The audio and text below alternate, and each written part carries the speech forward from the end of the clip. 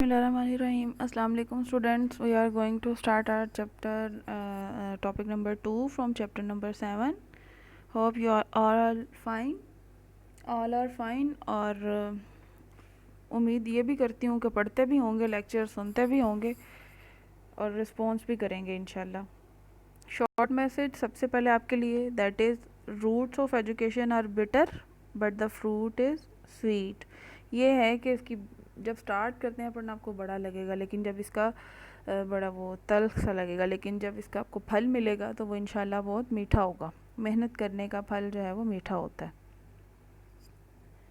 Objectives हम discuss करते हैं. सबसे पहले हम पढ़ेंगे फोटोसिंथेसिस और उसका मैकेनिज़्म. उसके बाद हम लाइट रिएक्शंस फोटोसिंथेसिस में, और उसके बाद हम डार्क रिएक्शंस फोटोसिंथेसिस में, और जो है उसके बाद हम डिस्कस करेंगे रोल क्लोरोफिल का और लाइट का फोटोसिंथेसिस में, और लिमिटिंग फैक्टर्स फोटोसिंथेसिस के अंदर कौन कौन से होते हैं.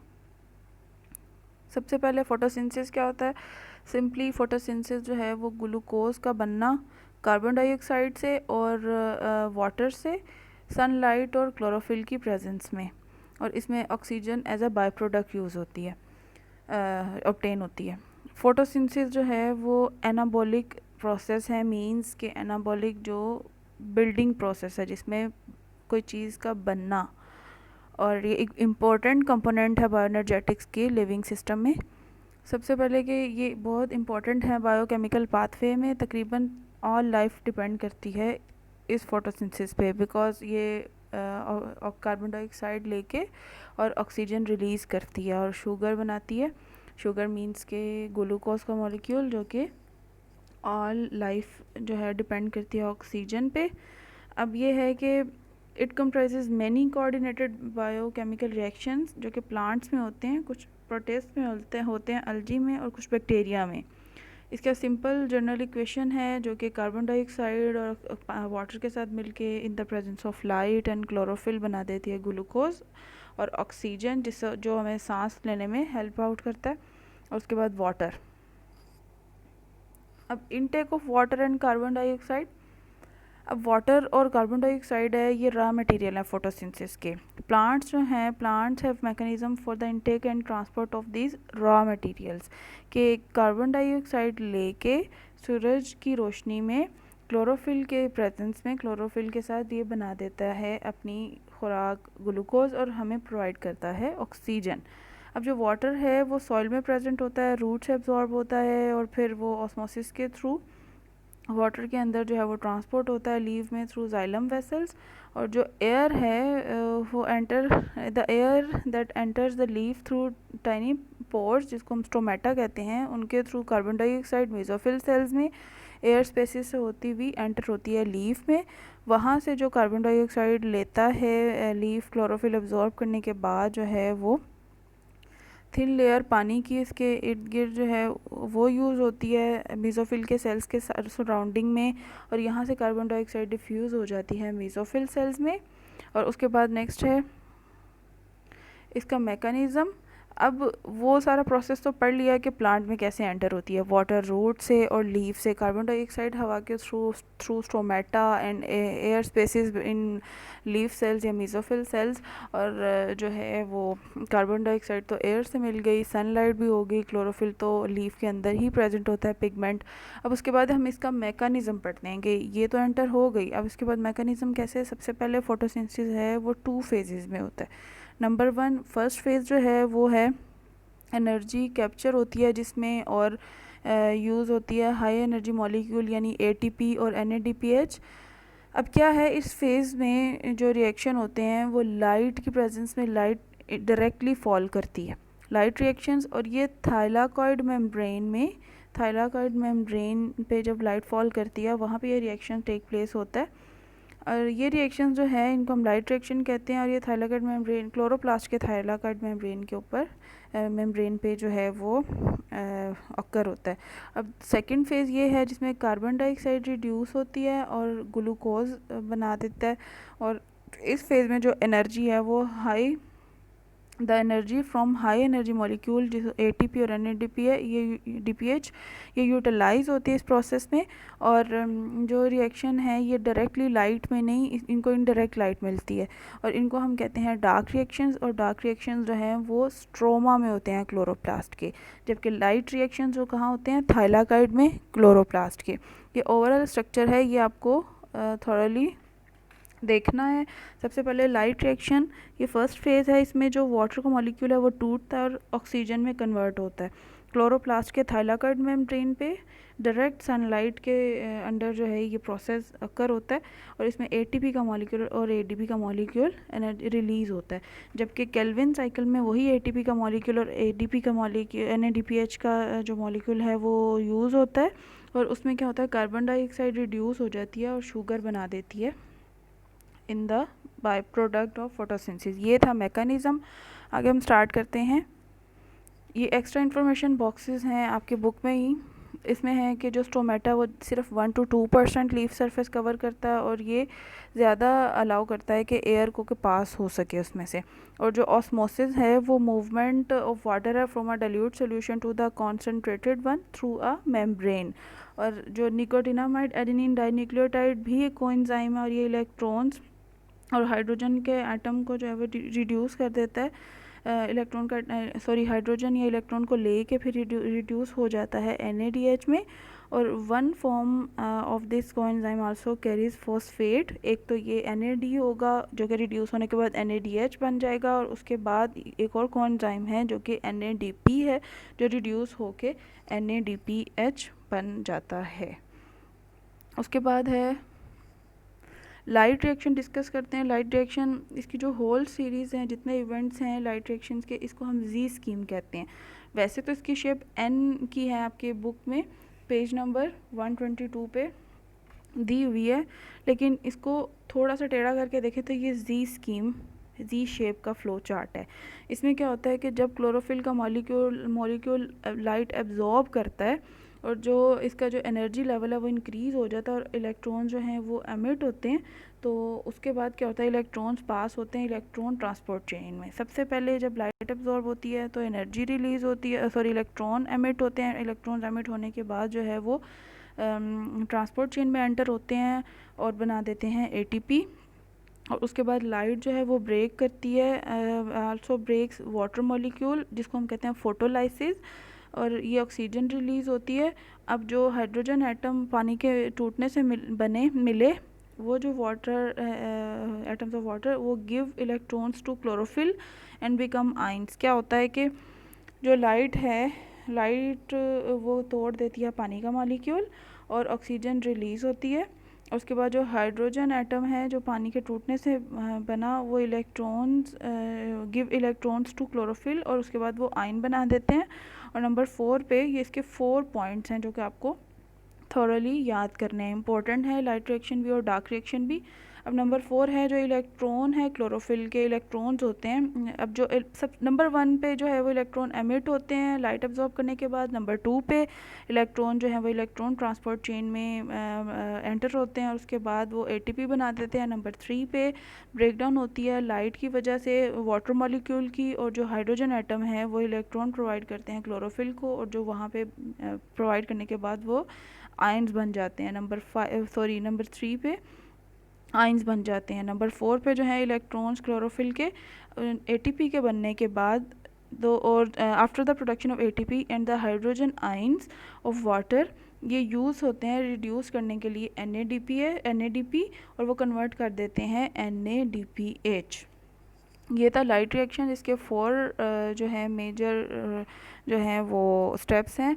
आगे इसको डिटेल इसकी जो है डायग्राम उसको स्टडी करते हैं। दैट इज़ सबसे पहले फोटोसिस्टम 2, ये जो क्लोरोफिल फोटोसिस्टम 1 और फोटोसिस्टम 2 क्लोरोफिल के मॉलिक्यूल्स प्रेजेंट होते हैं। सबसे पहले लाइट आके जो है वो सनलाइट क्लोरोफिल के मॉलिक्यूल फोटोसिस्टम 2 पे फॉल करती है। फोटोसिस्टम 2 P680 होता है और फोटोसिस्टम 1 P700 होता है। फॉल करती है, फॉल करने के बाद हमने पढ़ा पहला जो उसका स्टेप था कि इलेक्ट्रॉन्स एमिट होते हैं। इलेक्ट्रॉन्स एमिट होने के बाद जो है वो वहाँ से जो एनर्जी लेवल इंक्रीज़ होता है, एमिट हो जाते हैं। एमिट होने के बाद ये पास होते हैं इलेक्ट्रॉन ट्रांसपोर्ट चेन में, और वहाँ बना देते हैं एटीपी का मॉलिक्यूल। और नंबर 3 पे लाइट जो है वो ब्रेक करती है वाटर का मॉलिक्यूल। वाटर जैसे ही वो लाइट गिरेगी उस पे क्लोरोफिल के पिगमेंट्स पे, तो फोटोसिस्टम 2 पे, तो वो क्या होता है कि तो वाटर का मॉलिक्यूल टूटता है, उससे हमें हाइड्रोजन के इलेक्ट्रॉन्स ऑब्टेन होते हैं और ऑक्सीजन जो है वो रिलीज़ होते हैं, इलेक्ट्रॉन एमिट्स होते हैं। उसके बाद वही जाके वाटर के मॉलिक्यूल टूटने से हाइड्रोजन एटम जो है वो आयन बना देते हैं। और जो इलेक्ट्रॉन है क्लोरोफिल के प्रोडक्शन ऑफ एटीपी के बाद जो हाइड्रोजन आयन हैं वो यूज़ होते हैं एनएडीपी को कन्वर्ट करने के लिए NADPH के अंदर। ये डायग्राम शो करती है जी स्कीम। इसको थोड़ा सा टेढ़ा करके देखें तो ये जी की शेप में है, वैसे ये एन शेप में नज़र आ रही है, लेकिन इसको जी स्कीम कहते हैं। नेक्स्ट पढ़ते हैं डार्क रिएक्शंस। डार्क रिएक्शन जो है वो उसकी डिटेल डिस्कवर की थी मेल्विन केल्विन ने और उसके कोलीग्स ने यूनिवर्सिटी ऑफ कैलिफोर्निया में। ये इसकी पिक्चर है और इसको नोबेल प्राइज़ दिया गया था 1961 में कि इसने डिटेल काम किया था फोटोसिंथेसिस पे। इसके 3 जो हैं वो पॉइंट हैं। सबसे पहले CO2 का मॉलिक्यूल आता है और 5 कार्बन कंपाउंड के साथ मिलता है, उसके बाद टेम्परेरी 6 कार्बन कंपाउंड बना देता है और ये ईच जो है वो 6 कार्बन के मॉलिक्यूल 2 में स्प्लिट हो जाते हैं। ज़ाहिर है 6 कार्बन कंपाउंड्स टूटेंगे तो 3 कार्बन के 2 मॉलिक्यूल्स बना देंगे।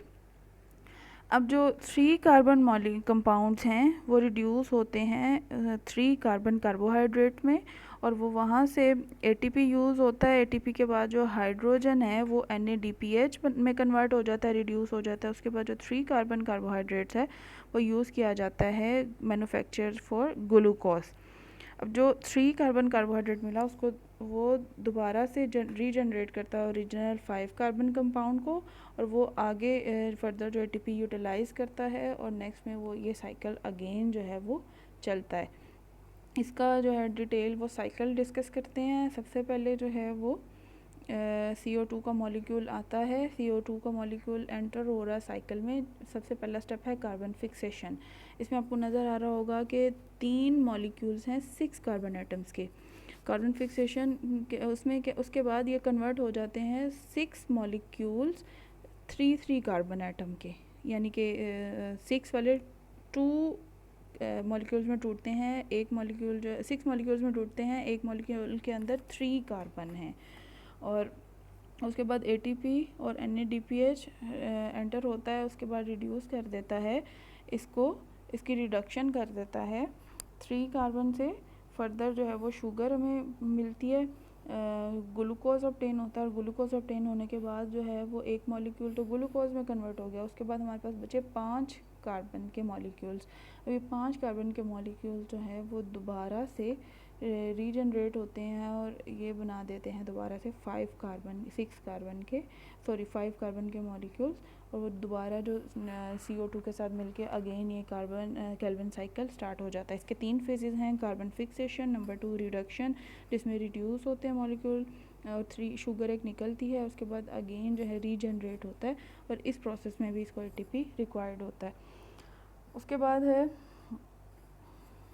Role of chlorophyll and light के जो सनलाइट एनर्जी है वो एब्जॉर्ब करती है क्लोरोफिल और कन्वर्ट करती है केमिकल एनर्जी में, जो फर्दर आगे फोटोसिंथेटिक के प्रोसेस को ड्राइव करते हैं। सिर्फ 1% जो लाइट है वो फॉल करती है लीफ पे और उसका सरफेस एब्जॉर्ब करता है, बाकी जो है वो ट्रांसमिट हो जाती है।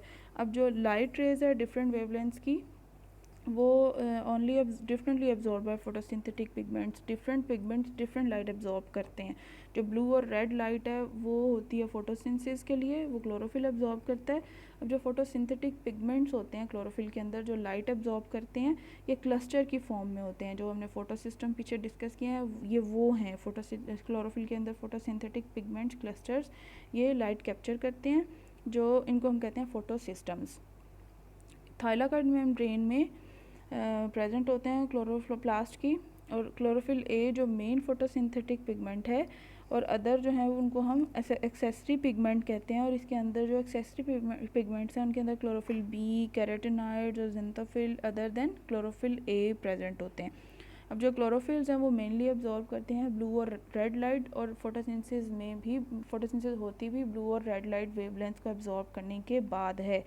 सम वेवलेंथ जो है वो अब्जॉर्ब नहीं होती क्लोरोफिल से, क्लोरोफिल ए से, और फिर वो जो पिगमेंट्स जो वेवलेंथ जो क्लोरोफिल के से नहीं एब्जॉर्ब होती वो फिर दूसरे एक्सेसरी पिगमेंट्स उसको एब्जॉर्ब करते हैं। उसके बाद डिस्कस करते हैं लिमिटिंग फैक्टर्स फोटोसिंथेसिस में। कोई भी एनवायरमेंटल फैक्टर जिसकी एब्सेंस या डेफिशिएंसी हो तो वो क्या करता है कि उसकी डिक्रीज रेट वो मेटाबॉलिक रिएक्शन का रेट कम कर देता है, उसको हम कहते हैं लिमिटिंग फैक्टर। जो कि रिएक्शन को लिमिटाइज कर दे उसको कहते हैं लिमिटिंग फैक्टर।